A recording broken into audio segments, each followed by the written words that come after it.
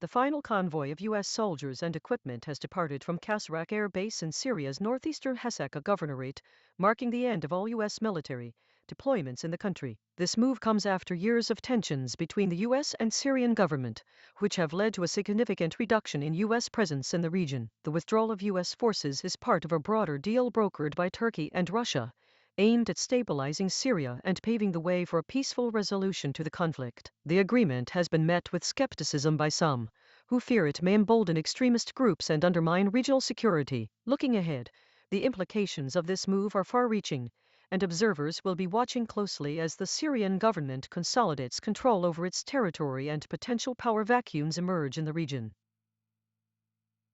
Marie-Louise has become a trailblazer in European football, marking a historic milestone by becoming the first female head coach of a men's team in the top 5 leagues. Ida, a renowned coach and former player, took the reins at French Ligue 1 side, Paris Saint-Germain FC, after impressing with her innovative tactics and leadership skills. Ida's appointment is significant not only because she's breaking glass ceilings, but also due to her impressive track record of success. Her tenure at the club has already yielded promising results, including a string of convincing victories against top-tier opponents. The move signals a shift towards greater diversity and inclusion in the sport, paving the way for more women to take on leadership roles. Looking ahead, Ida's appointment is likely to inspire a new generation of female coaches and players, potentially leading to increased opportunities for women in football. As the sport continues to evolve, it will be fascinating to see how Ida's innovative approach influences the game and what impact she'll have on the industry.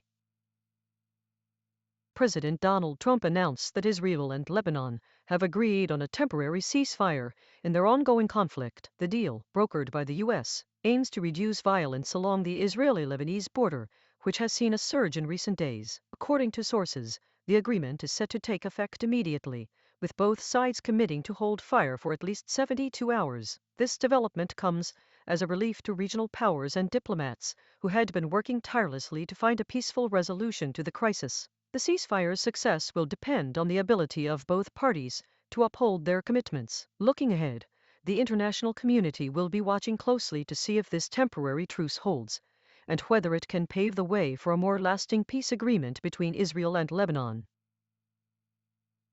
Ex-Virginia deputy governor kills wife and himself in incident, loss of life. Police say. Investigators say Justin Fairfax shot his wife, Serena, multiple times before turning the gun on himself. This is a developing story, and further details are expected to emerge in the coming days.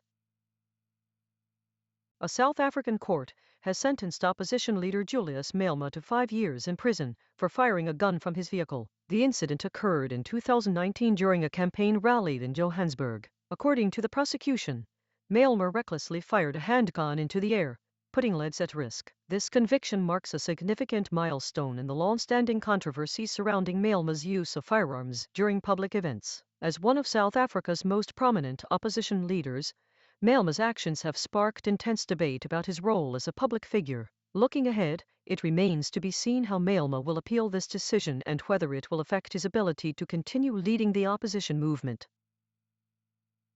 Turkish police detained 162 people over online posts about school shootings that took place just 2 days apart. At least 16 people were injured in the first incident at a high school on Tuesday, and 9 more lost their life in a separate school incident on Wednesday. The incidents have raised concerns about the spread of violent ideologies online and the potential for real-world harm. Authorities are now investigating whether social media platforms played a role in inciting these attacks. Looking ahead, it remains to be seen how effectively authorities can balance freedom of speech with the need to prevent violent extremism.